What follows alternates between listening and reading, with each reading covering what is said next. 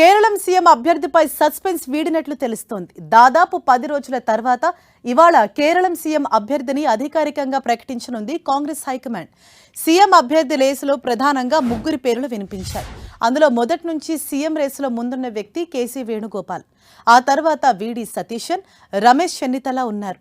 అయితే దాదాపు 10 రోజులు సీఎం అభ్యర్థిపై సుదీర్ఘంగా చర్చించిన కాంగ్రెస్ అధిష్టానం ఎట్టకేలకు సీఎం అభ్యర్థిని డిసైడ్ చేసింది.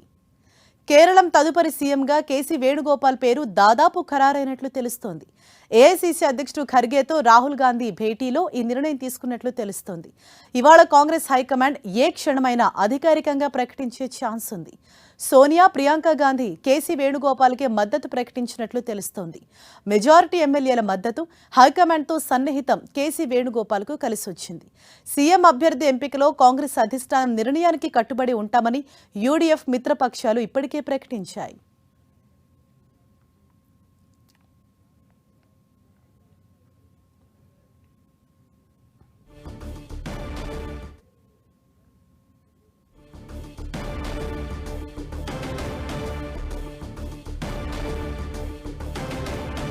ఇవాళ కేరళం సీఎం అభ్యర్థి ఎవరో తేలిపోనుంది. అయితే ఇటు కేసీ వేణుగోపాల్ వైపే కాంగ్రెస్ పార్టీ హైకమాండ్ మొగ్గు చూపినట్లు తెలుస్తోంది. దీంతో ఇవాళ ఏ క్షణమైనా హైకమాండ్ అధికారికంగా పేరును ప్రకటించే అవకాశం ఉంది.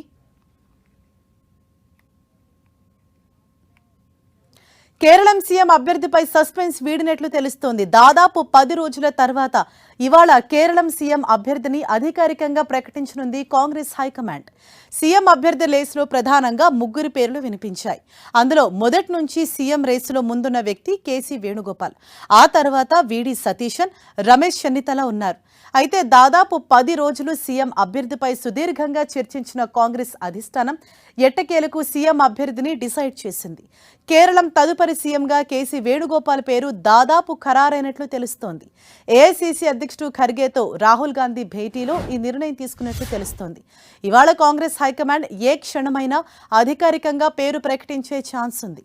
సోనియా, ప్రియాంక గాంధీ కేసీ వేణుగోపాల్కి మద్దతు ప్రకటించినట్లు తెలుస్తోంది. మెజారిటీ ఎమ్మెల్యేల మద్దతు హైకమాండ్తో సన్నిహితం కేసీ వేణుగోపాల్కు కలిసొచ్చింది. సీఎం అభ్యర్థి ఎంపికలో కాంగ్రెస్ అధిష్టానం నిర్ణయానికి కట్టుబడి ఉంటామని యూడీఎఫ్ మిత్రపక్షాలు ఇప్పటికే ప్రకటించాయి.